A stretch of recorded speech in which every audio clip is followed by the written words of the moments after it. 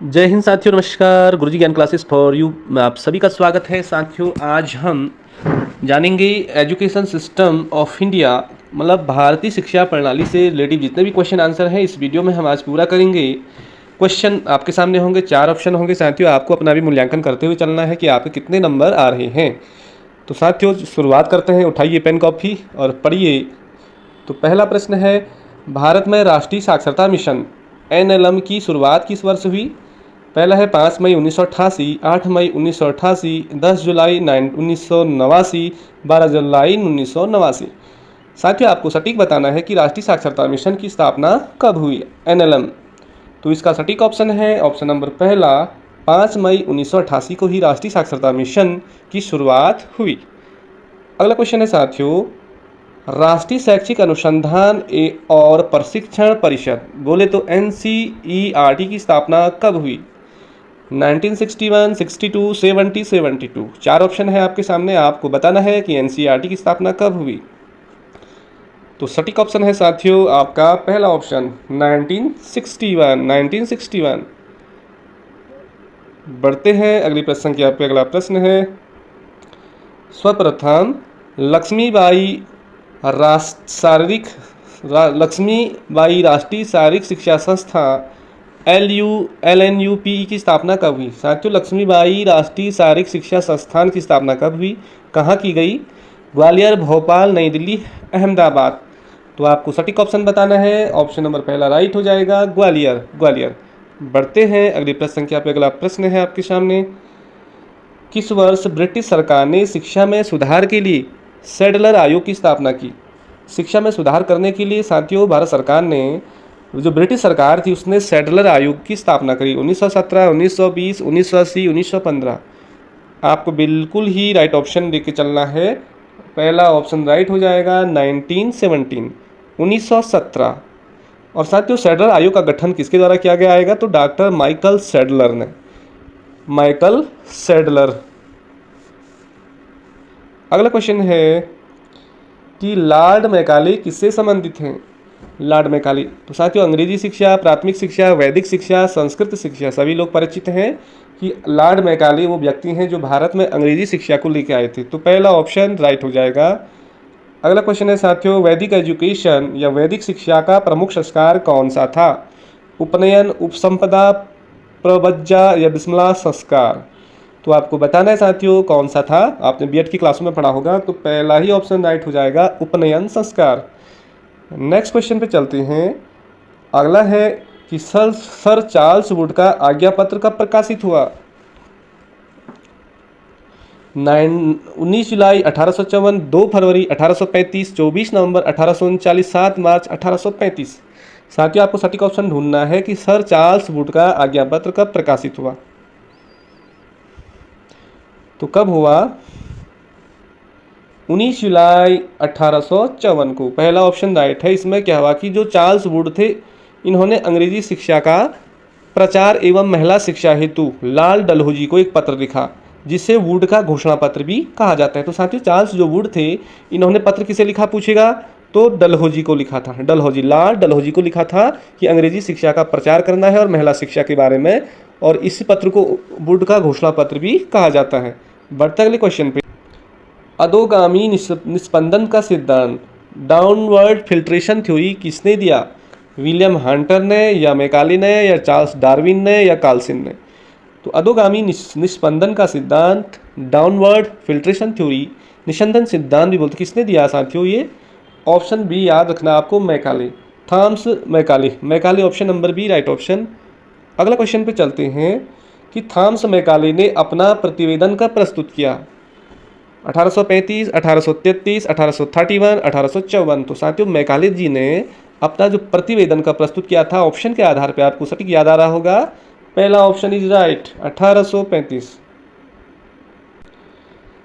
अगला क्वेश्चन देखें कि राधा कृष्ण आयोग, राधा कृष्ण कमीशन की संस्तुतियां उसे बोलते हैं सिफारिशें संबंधित थी।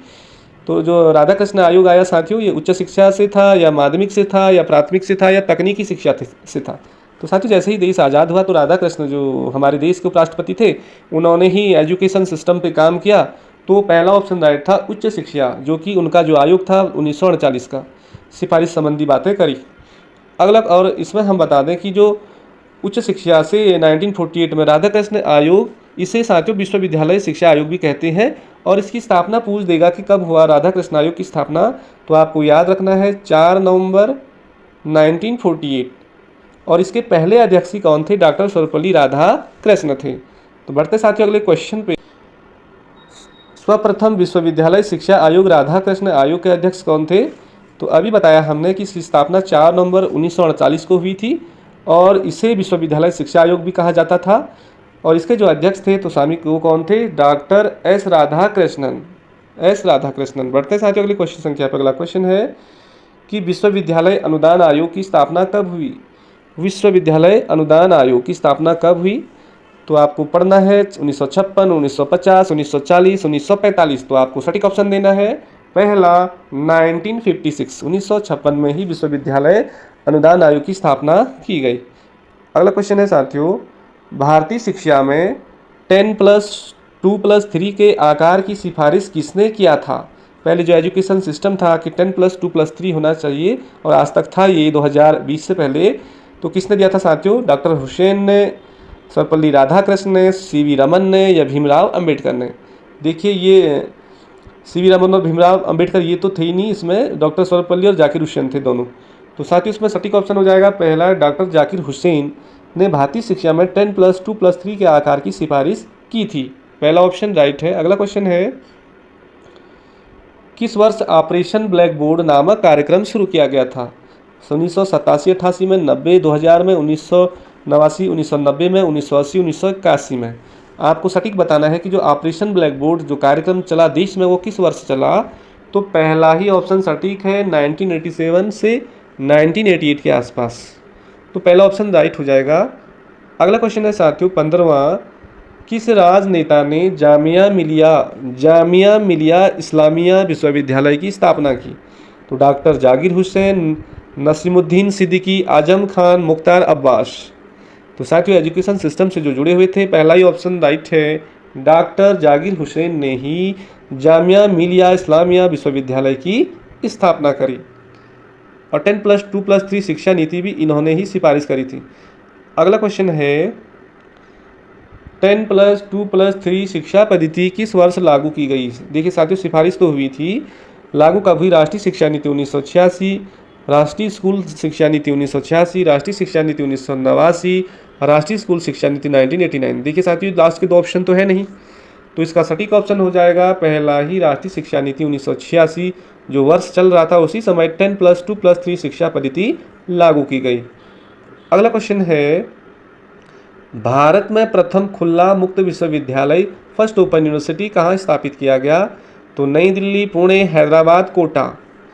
तो आपको बताना है साथियों कि प्रथम जो खुला मुक्त विश्वविद्यालय खोला गया ओपन यूनिवर्सिटी वो कहाँ खोला गया? तो ऑप्शन नंबर सी राइट है, हैदराबाद में, हैदराबाद में। तो साथियों अगस्त 1982 में, 1982 में डॉक्टर BR अम्बेडकर खुला विश्वविद्यालय था और विश्वविद्यालय का नाम क्या था?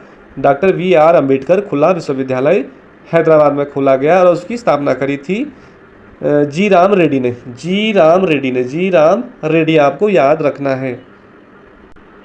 अगला क्वेश्चन है, भारत में खनन विश्वविद्यालय माइनिंग यूनिवर्सिटी कहाँ अवस्थित है? धनबाद, कोरबा, राजहरा या बेल पड़ाव होगा ये। साथियों खनन विश्वविद्यालय सबसे पहले भारत में कहाँ अवस्थित था? तो पहला ही ऑप्शन राइट है, धनबाद आपको याद रखना है। अगला क्वेश्चन है, भारत में सर्वप्रथम किस स्थान पर IIT कॉलेज की स्थापना की गई? सबसे पहले खड़गपुर, नई दिल्ली, ग्वालियर, अहमदाबाद? देखिए साथियों भारत का जो सबसे पहले जो IIT कॉलेज है वो कहाँ पर स्थापित किया गया? पहला ऑप्शन राइट है, खड़गपुर ऑप्शन आपको याद रखना है। अगला क्वेश्चन है, उच्च स्तरीय इंडियन स्कूल बिजनेस कहाँ स्थित है? उच्च स्तरीय इंडियन स्कूल बिजनेस कहाँ स्थित है? तो पहला ही ऑप्शन याद रखना है, हैदराबाद। अगला क्वेश्चन है साथियों कि भारत में नवोदय विद्यालय का उद्देश्य क्या था? साथियों जो पेस सेटिंग स्कूल भी कहते हैं इन्हें, नवोदय विद्यालय का अन्य नाम है पेस सेटिंग स्कूल। तो क्या था ये, क्यों खोले गए, क्या उद्देश्य था इनका? तो ये था कि जो ग्रामीण क्षेत्र है, ग्रामीण प्रतिभाओं को अवसर देना, जो ग्रामीण स्तर पे जो बच्चे थे उनकी जो प्रतिभाएं थी उनको आगे लाना था, इसलिए नवोदय विद्यालय खोले गए थे। और आपको कमेंट में करना है कि नवोदय विद्यालय की स्थापना सबसे पहले कब हुई। अगला क्वेश्चन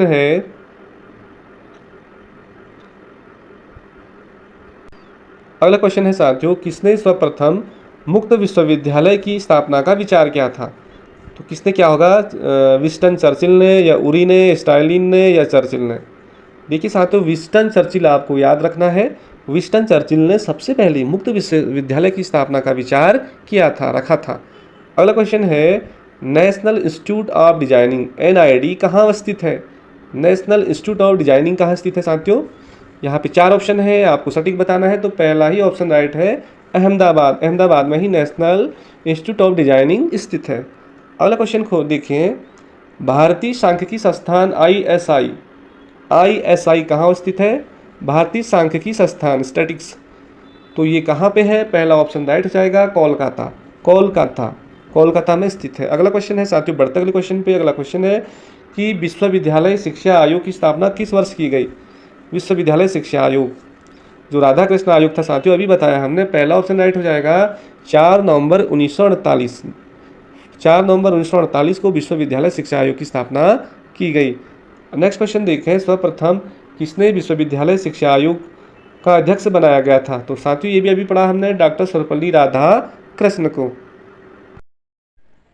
अगला क्वेश्चन है यहाँ पे कि किस वर्ष भारत सरकार ने ग्रामीण उच्चतर शिक्षा समिति ने ग्रामीण शिक्षा का उत्तरदायित्व विश्वविद्यालय शिक्षा आयोग को सौंप दिया था? तो जो ग्रामीण उच्चतर शिक्षा समिति थी उसने ग्रामीण शिक्षा का उत्तरदायित्व सौंप दिया था विश्वविद्यालय शिक्षा आयोग को। कब सौंपा? तो यहाँ पे 4 ऑप्शन है साथियों, सटीक आपको ढूंढना है। तो पहला ही ऑप्शन राइट हो जाएगा, 1954, 1954 में। अगला क्वेश्चन है कि विश्वविद्यालय शिक्षा आयोग की सिफारिश के आधार पर विश्वविद्यालय अनुदान आयोग का गठन कब किया गया? देखिए साथियों, कहीं पे 56 भी दिख रहा है। यदि ऑप्शन विश्वविद्यालय अनुदान आयोग का गठन किया गया तो यहाँ पे 53 वाला ऑप्शन राइट है, 1953, 1953 में। अगला क्वेश्चन है, किस वर्ष भारत सरकार ने माध्यमिक शिक्षा आयोग, जिसको मुदालियर कमीशन भी कहते हैं, लक्ष्मण सिंह मुदालियर इसके अध्यक्ष थे, इसकी स्थापना कब हुई थी? 1952, 55, 65, 80। तो साथियों जो मुदालियर कमीशन था उसकी स्थापना हुई थी 1952 में, और इसी को ही मौ से मुदालियर, मौ से माध्यमिक, आपको याद रखना है। इसी को ही माध्यमिक शिक्षा आयोग भी कहा जाता है। अगला क्वेश्चन है 30वां कि भारत सरकार ने किस प्रस्ताव के द्वारा विश्वविद्यालय अनुदान आयोग के तत्कालीन अध्यक्ष जो थे प्रोफेसर SD कोठारी की अध्यक्षता में शिक्षा आयोग, जिसको बोलते हैं कोठारी कमीशन, की नियुक्ति की घोषणा की थी? तो कब की थी? तो 14 जुलाई 1964 में। तो साथियों जो विश्वविद्यालय अनुदान आयोग के जो तत्कालीन अध्यक्ष थे प्रोफेसर SD कोठारी, उनकी अध्यक्षता में शिक्षा आयोग कोठारी कमीशन की नियुक्ति की घोषणा की गई 14 जुलाई 1964 को। पहला ऑप्शन बिल्कुल आपको याद रखना है। अगला कोई देखें, भारत सरकार ने कोठारी आयोग सिफारिश नीति का निर्धारण किस वर्ष किया? देखिए भारत सरकार ने जो कोठारी आयोग सिफारिश नीति का निर्धारण किस वर्ष किया, ऑप्शन के आधार पर देखना है आपने। तो साथियों ये पहला ऑप्शन राइट है, 1968 में, 1968 में। अगला क्वेश्चन देखें कि किस वर्ष केंद्र की जनता सरकार ने राष्ट्रीय शिक्षा नीति का मसौदा या प्रोटोकॉल तैयार किया गया था? राष्ट्रीय शिक्षा नीति देखिए कब की गई होगी, और 4 ऑप्शन है यहाँ पे। तो सटीक ऑप्शन है 1979 में। 1979 में ही केंद्र की जो वहाँ पे जनता सरकार थी, उन्होंने राष्ट्रीय शिक्षा नीति का मसौदा या प्रोटोकॉल तैयार किया था 1979 में। अगला क्वेश्चन है साथियों, भारत के प्रधानमंत्री राजीव गांधी ने शिक्षा नीति एजुकेशन पॉलिसी से परिवर्तन कर नई राष्ट्रीय शिक्षा नीति नेशनल एजुकेशन पॉलिसी, जिसे NEP भी बोलते हैं, किस वर्ष बनाई थी? 1986, 1985, 99, 95। तो साथियों जो राष्ट्रीय शिक्षा नीति थी 1986, ये हमारे देश के प्रधानमंत्री थे उस समय राजीव गांधी ने ही शिक्षा नीति जो एजुकेशन पॉलिसी है उसका नाम बदलकर नेशनल एजुकेशन पॉलिसी कर दिया था 1986 में। अगला क्वेश्चन है, सर्वप्रथम किस कमीशन द्वारा पूरे देश के लिए एक समान शैक्षिक ढांचे की नई शिक्षा व्यवस्था प्रारंभ की गई? तो कौन सा आयोग था साथियों? वो हो कोठारी कमीशन, मुदालियर आयोग, राष्ट्रीय शिक्षा आयोग, भारतीय शिक्षा आयोग। ये नीचे के तो 2 होंगे ही नहीं, क्योंकि जो व्यवस्थाएं बाद में बड़ी धीरे धीरे, तो पहला ही ऑप्शन राइट हो जाएगा माध्यमिक शिक्षा आयोग जो कोठारी कमीशन, जिसे शिक्षा आयोग भी कहते हैं, Kothari commission. Option number 1 right है। अगला है, किस वर्ष 8 सदस्यीय राष्ट्रीय सलाहकार समिति का गठन किया गया? तो कब किया गया होगा साथियों? जब संशोधन हुआ था एनईपी में 1 सितंबर 1992 में, तो राष्ट्रीय सलाहकार समिति का गठन किया गया 8 सदस्यीय। तो कब किया गया? 1992 में, 1 सितंबर 1992 को। अगला क्वेश्चन है साथियों, किस वर्ष प्राथमिक स्कूलों में सुविधाएं उपलब्ध कराने के लिए ऑपरेशन ब्लैक बोर्ड नामक कार्यक्रम शुरू किया? अभी स्टार्टिंग में पढ़ा हमने और बहुत सारी वीडियो में हम पढ़ चुके हैं। ऑपरेशन ब्लैक बोर्ड जो कार्यक्रम है कब शुरू किया गया? तो 1987-88 था यहाँ पे। तो ऑप्शन देखेंगे 1987, फर्स्ट ऑप्शन राइट है। अगला क्वेश्चन देखें, शिक्षा स्वस्थ शरीर में स्वस्थ मस्तिष्क का निर्माण करती है। तो किनका कथन था ये दार्शनिक? तो शिक्षा स्वस्थ शरीर में स्वस्थ मस्तिष्क का निर्माण करती है, तो किसका था? स्वामी विवेकानंद था, या दयानंद सरस्वती था, या अरिस्टोटल था, या राजा राम मोहन राय था? तो साथ ही अरस्तु की ये परिभाषा थी। अरस्तु कहते थे कि शिक्षा स्वस्थ शरीर में स्वस्थ मस्तिष्क का निर्माण करना ही एजुकेशन है, शिक्षा है। अगला क्वेश्चन देखें, शिक्षा के महत्वपूर्ण उद्देश्य के रूप में चरित्र निर्माण को किसने प्राथमिकता प्रदान की? शिक्षा के महत्वपूर्ण उद्देश्य के रूप में साथियों चरित्र निर्माण को सबसे ज़्यादा प्राथमिकता किसने दी? विवेकानंद ने दी, या टैगोर ने दी, या अरविंद ने, या गांधी जी ने दी? तो चरित्र निर्माण की सबसे ज़्यादा बात करते थे, ऑप्शन नंबर डी, बाबूजी, Gandhi ji, option number D है। अगला क्वेश्चन चलते हैं, बालक का जो मस्तिष्क कोरी स्लेट की तरह है, यह कथन किसका था? जो बालक होता है, जो बच्चे होते हैं, उनका मस्तिष्क कोरी स्लेट की तरह था, तो किसने कहा था साथियों? तो रूसो ने कहा था। पहला ऑप्शन राइट है, रूसो क्या थे? प्रकृतिवादी थे। अगला क्वेश्चन है कि परिवार शिक्षा का सर्वोत्तम स्थान है और बालक का प्रथम विद्यालय, किसने कहा था? यह जो परिवार है वो शिक्षा का सर्वोत्तम स्थान है और बालक का प्रथम विद्यालय, परिवार जो है शिक्षा का सर्वोत्तम स्थान है और बालक का प्रथम विद्यालय है। तो यह विचार किसका था? तो ऑप्शन नंबर बी, पेस्टोलॉजी आपको याद रखना है, पेस्टोलॉजी। अगला क्वेश्चन है 41, वर्तमान समय में शिक्षा के कौन कौन से रूप प्रचलित हैं? औपचारिक शिक्षा, अनौपचारिक शिक्षा, निरौपचारिक शिक्षा, formal, informal, non formal education. तो साथियों आज के समय में ये तीनों रूप हैं, तो ऑप्शन नंबर डी राइट हो जाएगा।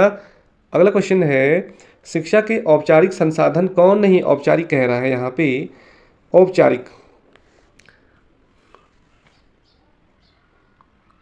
औपचारिक में तो विद्यालय है, पुस्तकालय है, परिवार है, समाज है, संग्रहालय है। तो साथियों यहाँ पे जो परिवार है, ऑप्शन परिवार और समाज, ये क्या है? दोनों ये अनौपचारिक शिक्षा के साधन है। औपचारिक में आ जाएगा विद्यालय, पुस्तकालय, संग्रहालय। तो ऑप्शन नंबर सी यहाँ पे राइट ऑप्शन हो जाएगा। अगला क्वेश्चन है कि निरौपचारिक शिक्षा या नॉन फॉर्मल एजुकेशन साधनों से किस आयु वर्ग के लिए सबसे अधिक दाब डालता है? निरौपचारिक जो नॉन फॉर्मल है, तो यहाँ पे उम्र देखिए साथियों, बाकी ये 18 वर्ष तक की जो पढ़ाई है स्कूल पे ही हो जाती है, लेकिन जो 20 से लेकर 35 वर्ष की जो अवस्था आती है, यहाँ पे ज़्यादा प्रेशर हो जाता है कि नॉन फॉर्मल एजुकेशन टाइप से हम एजुकेशन को प्राप्त कर सकते हैं। अगला क्वेश्चन है, वैदिक कालीन शिक्षा संबंधित है रामायण से, वेदों से, कुरान से, बाइबल से? तो वैदिक एजुकेशन की बात हो रही है तो वेदों से ही रिलेटिव होगी। आज का आखिरी क्वेश्चन है साथियों, आखिरी क्वेश्चन है आज का कि मदरसा का संबंध था। मदरसा में कौन सी शिक्षा दी जाती थी? मदरसा तो यहाँ पे दी जाती थी हायर एजुकेशन, उच्च शिक्षा आपको याद रखना है। और जो उच्च अरब में मकतब का शब्द का इस्तेमाल होता था प्राथमिक विद्यालय के लिए। और मदरसा का जो एक तो मकतब होते थे, दूसरा मदरसा। तो मकतब में आते थे साथियों वहाँ पे प्राथमिक विद्यालय और माध्यमिक विद्यालय, जबकि जो मदरसा है, मदरसा के अंतर्गत आते थे स्कूल हो गए, विश्वविद्यालय हो गए, कॉलेज हो गए। तो ये मदरसा जो था उच्च शिक्षा के लिए था और जो मकतबा था, ये मकतब ये था प्राथमिक शिक्षा के लिए। तो ये थे साथियों 45 आज शिक्षा जो सिस्टम है उस पर आधारित क्वेश्चन। शायद आप लोगों को पसंद आए होंगे, तो ये कमेंट करें, इससे आपकी और अच्छी तैयारी होगी। मिलते हैं किसी अगले वीडियो में, तब तक के लिए बाय बाय, जय हिंद, नमस्कार।